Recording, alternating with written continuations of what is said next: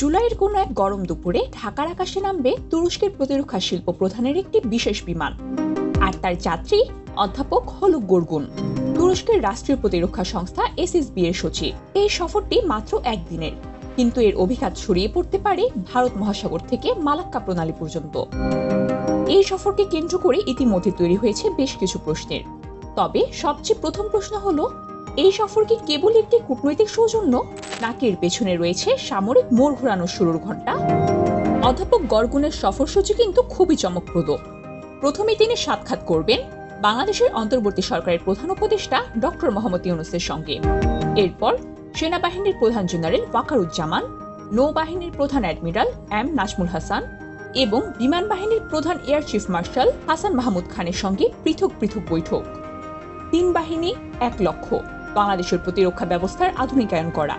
কিন্তু আলোচনার কেন্দ্রবিন্দু ৩ স্তরের আকাশ প্রতিরক্ষা ব্যবস্থার কাঠামো এবং যৌথ ক্ষেপণাস্ত্র উৎপাদন প্রকল্প। তুরস্ক এরই মধ্যে বাংলাদেশকে ৩ স্তর বিশিষ্ট আকাশ প্রতিরক্ষা ব্যবস্থার জন্য প্রস্তাব দিয়েছে।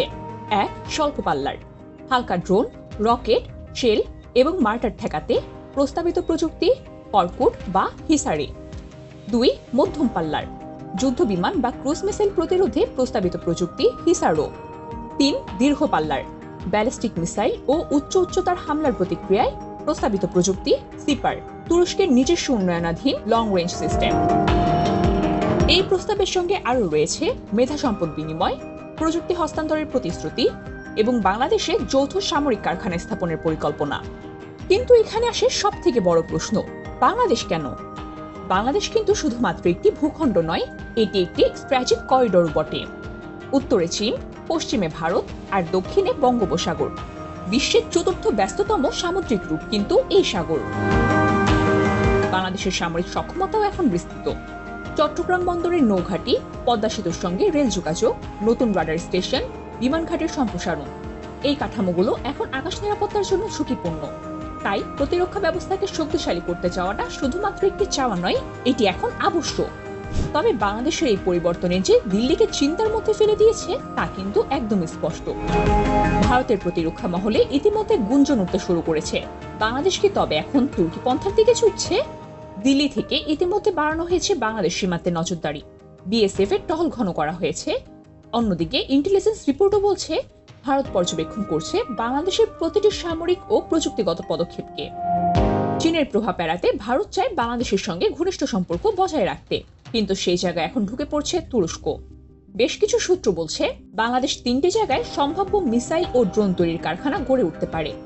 জায়গাগুলোর নাম যদিও এখনো প্রকাশ্যে আসেনি, কিন্তু ভূরাজনৈতিক অবস্থান বিবেচনা করে এগুলো হতে পারে কুমিল্লা বা চট্টগ্রামের আশেপাশে, উত্তরবঙ্গে একটি, আরেকটি খুলনা অঞ্চলে, যা সহজে সমুদ্রপথে রপ্তানিযোগ্য।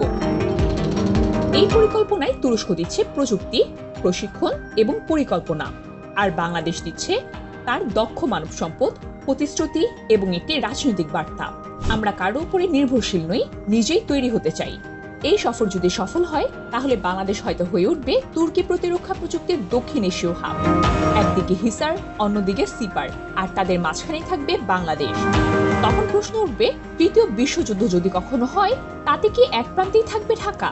কিন্তু এখন সবথেকে বড় প্রশ্ন হলো, এই সফর কি এক নিরপেক্ষ দেশের সক্রিয় ভূরাজনৈতিক সূচনা? বিশ্ব তাকিয়ে আছে, আর বাংলাদেশের আকাশে চোখ রাখছে উপগ্রহ, ড্রোন আর ইতিহাস। শুরুটা হয়তো একদিনের সফরে, কিন্তু এর শেষটা হতে পারে নতুন কোনো শক্তির উত্থান দিয়ে।